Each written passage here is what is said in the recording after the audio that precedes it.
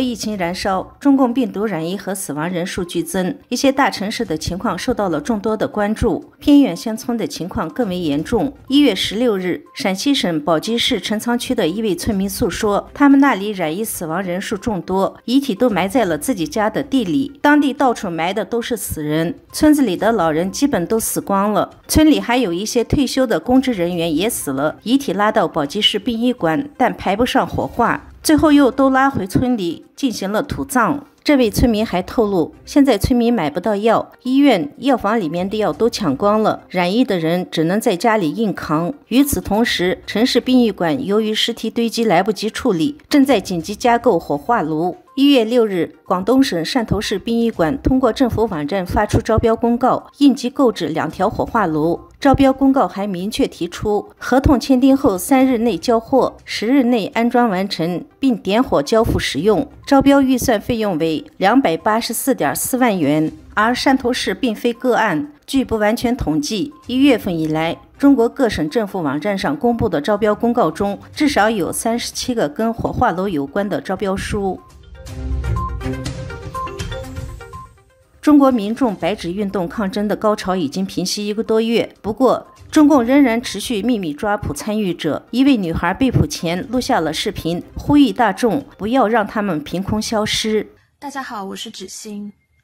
现在我委托我的一些朋友，在我被失踪后把这一段视频公之于众。也就是说，当大家看到这段视频的时候，我已经被警察带走了，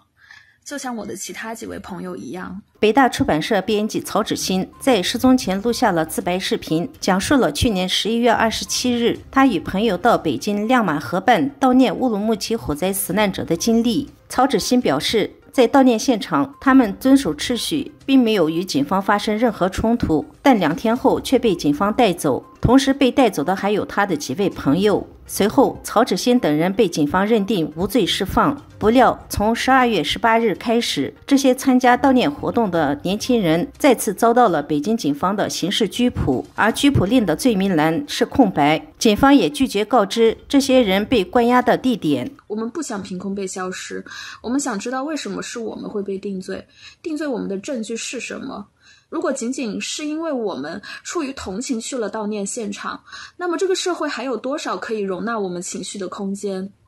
视频还同时列出了13名被失踪人员的姓名、工作单位和失踪时间。这段视频发布后，在多个社交平台上引发了大量的关注。根据自由亚洲电台报道，中共警方通过破解被抓捕者的手机，已至少逮捕了40名白纸运动的参与者。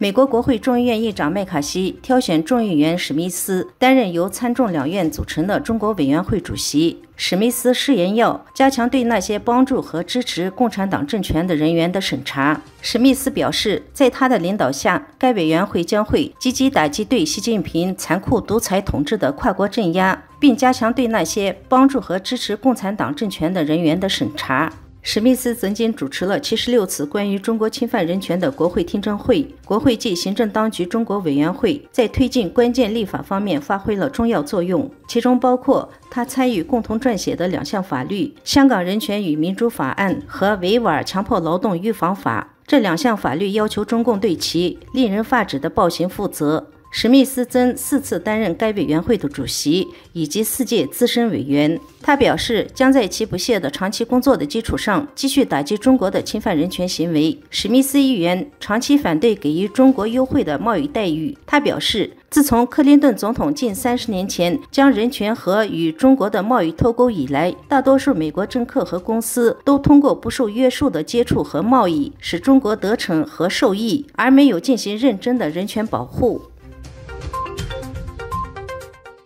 中国国家统计局17日的报告称，2022年中国人口统计为14.1175亿，比2021年人口减少了85万人。根据路透社报道，这意味着中国60年来首次人口下降，并敲响了中国人口危机的警钟。这一变化可能使印度成为世界上人口最多的国家。联合国有关专家去年预测，印度到2022年将拥有14.12亿人口，并预计印度要到2023年人口才能超过中国。然而，印度每10年才收集一次人口数据，原定于2021年进行的最新人口普查，因中共病毒大流行而推迟。中国人口下降显示中国新生儿的出生率很低，创下了有记录以来的最低出生率。中国人口下降还显示中国人口老年化问题越来越严重。但是印度的情况正好相反，谷歌趋势显示，印度人在2022年婴儿奶品的搜索量同比增长了15%，婴儿床的搜索量增长了近5倍。